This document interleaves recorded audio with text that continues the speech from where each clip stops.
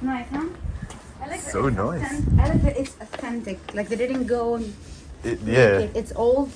You can see it. You see. That's nice. I mean, that's sort of why, like, I mean, no offense, but that's why didn't really want to go to Dubai and. Yeah. No, I go there. I live there, so I just make money and then go spend it in this country. Yeah.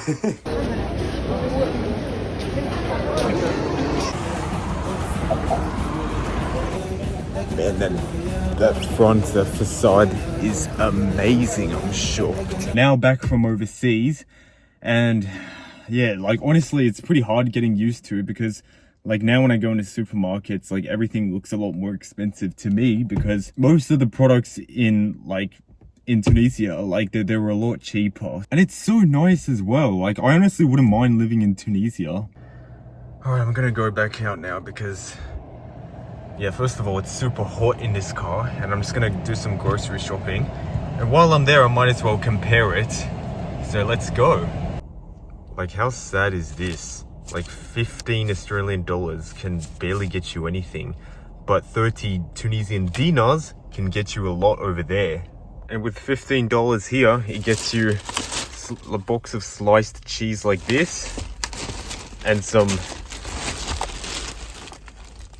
non-branded custard. An energy drink here.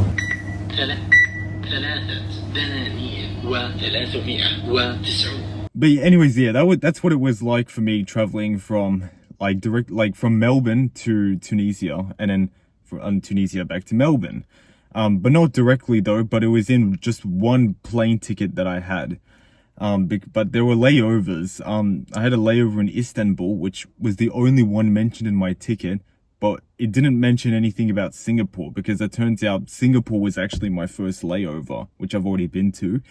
And then after that, it would be Istanbul, and from Istanbul, I would go to Tunis airport. I've really learned that like Istanbul is really the connectors of the world. They have like flights to like everywhere you can think of. Like it's crazy. From, you know, they have Nouakchott, they have Tehran, they have, I don't know if they have Kabul. I don't think they have Kabul, or maybe they do, I'm not sure. But yeah, it's crazy. It can take you to so many places, which is insane. Because really, I can't even rely on Australian Airlines, and it's not like any airline in Australia can take you from Melbourne directly to anywhere in Africa, because maybe it's not possible, but still, it's like, it would have been so good if that was the case, you know, like no more layovers and everything like that. But if not, then at least like I can rely on Istanbul to not only help me go to Africa, but to help me save money if I book like 2 separate plane tickets. Because for example, like obviously I would love to go back to Africa, but to a different country, obviously. If I wanted to go to Kinshasa, in Democratic Republic of Congo, which obviously I've always wanted to go there, to book one plane ticket from Melbourne to Kinshasa with the layovers and everything like that, it would probably like maybe $4,000. But with Turkish Airlines and Istanbul, what they do is if I book a plane ticket from Melbourne to Istanbul, like just a return ticket, because I wouldn't mind staying there if it means helping me get to Africa and things like that, it would only probably be like somewhere between $1,000 and $1,500. And then like and then if I book another plane ticket from Istanbul to Kinshasa, it might probably be maybe 1,000. So that way, like my flight cost would actually be 2,500 maximum, instead of like, you know, paying $3,000-$4,000, because like it is very expensive, like the plane tickets, in one plane ticket from Melbourne to Africa, because it's obviously all the way on the other side of the world.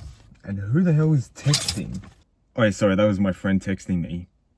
But actually now, while I'm at it, I got a SIM card in Istanbul and I got a SIM card in Tunis. And the first one I got was obviously in Tunis. And then I've been getting non-stop SMS messages from like supposedly the internet service providers. There are some that are actually from the internet service provider, because the name of the internet service provider is actually Ooredoo. I'm not sure if that's how you pronounce it. But I've been getting so many messages from them. And they're all in French and Arabic as well. Like, it's crazy. And that's just one conversation. In this one, you also have this thing, which is in French, so I can't even read it. You have this thing, which it's from I don't know, it's from a number or something. I don't know if it's actually from Ooredoo or not, but the text messages says Ooredoo. Is it Ooredoo? I have no idea. I'll just say ISP, Tunisian ISP. This one I'm pretty sure is a scam message. Like, I don't know what it says. Like, again, it's in French, but it says like 10,000 cash. That's all I can read. And I feel like that's a scam because it says like, guys, you've been randomly selected. Like, I assume that's what it says. Yeah, you have another Tunisian internet service provider. The same one, but like it's got a link to that website, but I don't know if it's a real website or not. Like, it doesn't even say .tn or anything like that, because that's the domain website name in Tunisia.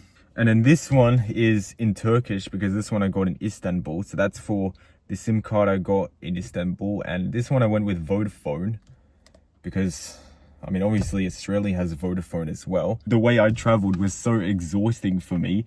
So like, but I still have this urge to just go back, because I don't know why. I swear traveling is like an addiction to me. But an Australian, I could have just gone to Bali if I wanted to. You know, I could have gone to Bali and stayed in, you know, fancy 5-star hotels for like probably $100 a night, if that. Because let's be real, like, it's very cheap, it's very easy to travel, but to me it's just not really my thing. And I've already went to Singapore, which, like, obviously it was like way too expensive, and but there we were still easy to travel.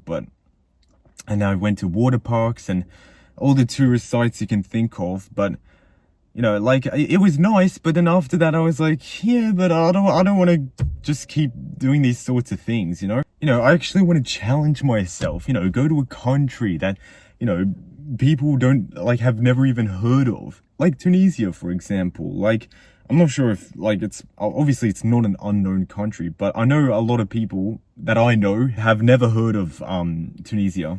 Like, they're like, Tunisia? What's that? And then I say, oh, it's a country in North Africa. And they're like, oh, Africa? Oh my God, it's dangerous and poverty. And they're like, it's got Ebola and yellow fever and rabies, and the people are dirty and the country's dirty and trash everywhere, blah, blah, blah, blah, blah. And I'm just like, oh, give me a break.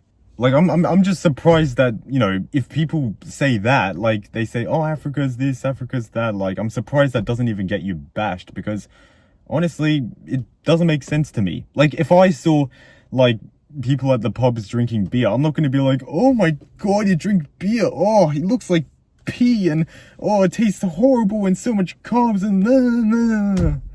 But obviously I would get bashed if I say that, like, you know, to strangers, of course.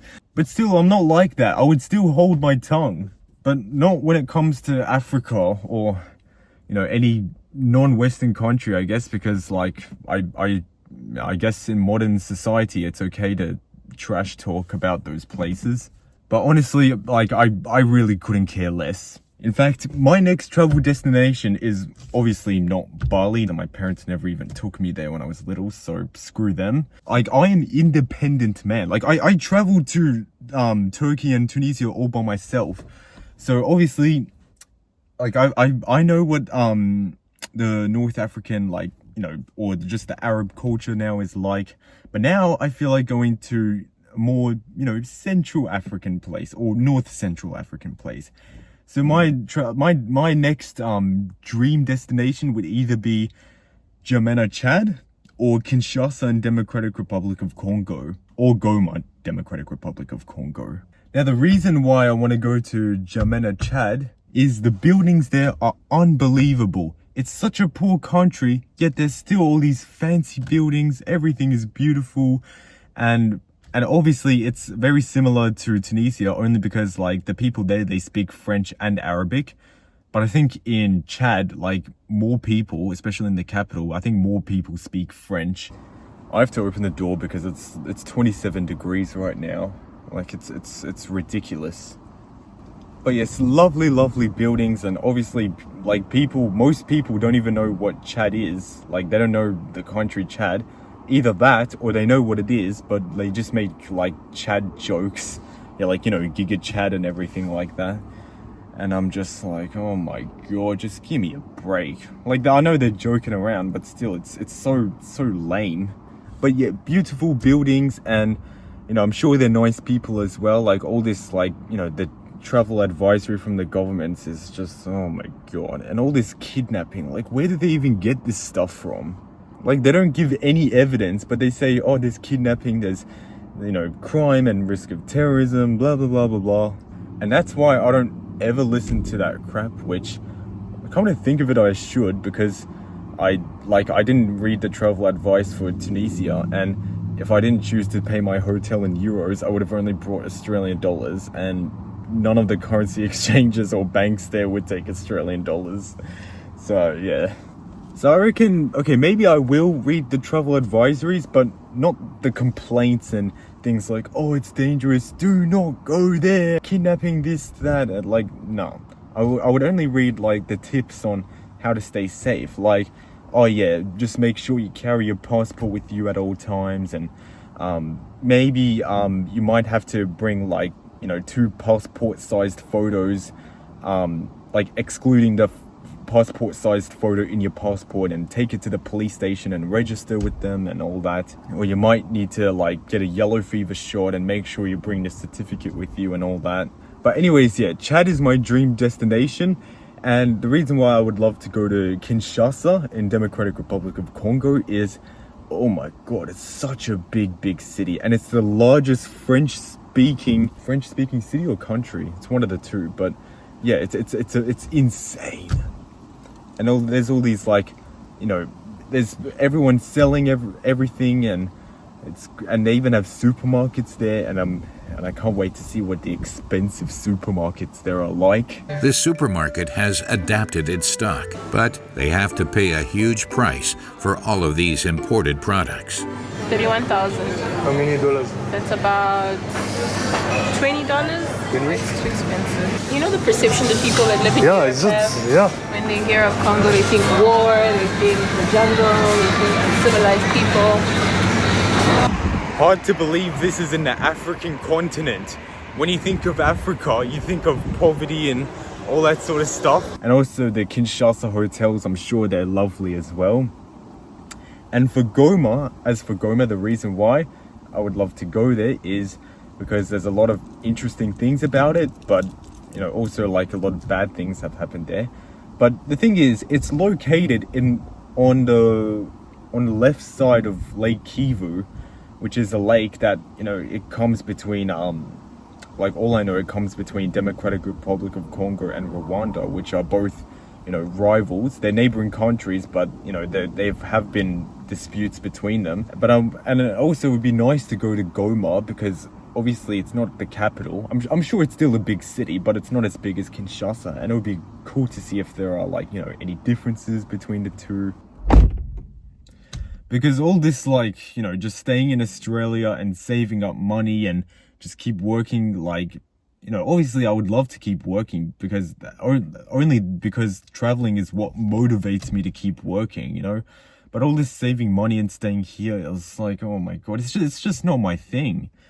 Like, I mean, I don't care if, like, people love traveling, like, within Australia, like, that's fine, but I just love overseas. Like, I don't get what's so, like, fascinating about traveling overseas, but I just do. I find it so good. Australians are the great travellers of the world. There's little question of that. Nearly 1.2 million travellers went overseas and came back on short-term trips in the last month. Yeah, we are a great country. I think with the cost of living pressures, people should be looking to stay at home and travel in our great country. No. But really what prevents me from going to places I really want to go is my family and friends, because, like, they're always like, oh, why do you want to go to these countries? Do not go there. It's very dangerous. And, like, especially my mom as well. Like, I wanted to go to Mauritania, and I've already booked out my entire trip to Nouakchott, Mauritania, and she was freaking out. She was just, oh my god. So I had to cancel everything, which luckily I was able to cancel my hotels and get a refund for them. But oh my god, so I had to change my plane ticket just so she would stop freaking out. And I'm just like, oh my god, why can't I just, you know, why does traveling have to, like, how does someone traveling, how can that affect other people? Like, that never made sense to me. Like I wasn't forcing my mom to to come with me to Mauritania. Like, I don't care if she wants to go there or not. It's about what I want. I want to go there. I have to live my life based on what someone else thinks is dangerous or not. Like, why not USA? USA is the most dangerous country in the world I can think of. There's, you know, obviously because, you know, guns are legal there, some drugs are legal, there's homeless everywhere, druggies everywhere. I bet Skid Row is probably the most dangerous. Another dangerous place is New York. New York, there's gangs everywhere. Shootings happen all the time. And let's not forget about the shootings. Shootings happen everywhere in the US. Everyone to the floor. He started shooting at me. They shot at me about 7 times, 7 times. That's when she grabbed her handgun and fired back. That's when her husband and his buddy took the weapon from her and went after the thugs. School shootings. Today, probing the motive behind a deadly school shooting in Wisconsin. To anyone who was wounded and making sure that those persons were transported. At one point, there were like hundreds of school shootings that happened every year. Like, more than one school shooting happened in a single day, every single day there.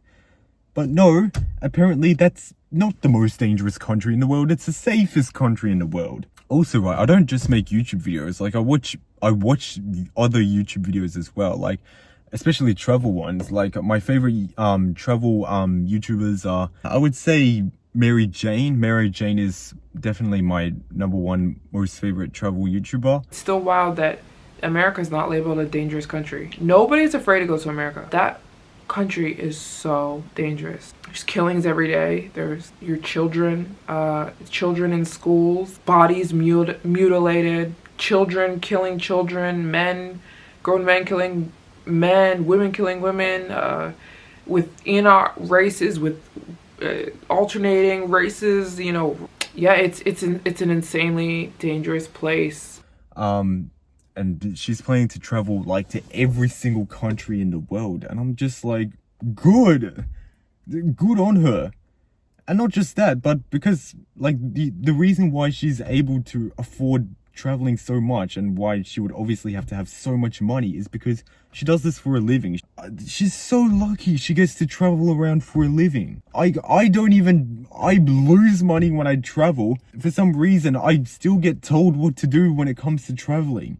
Like, why? Why is that? Like, it's that modern day prejudice that still exists. Like, why can't we just get rid of all this, oh no, don't go there, no.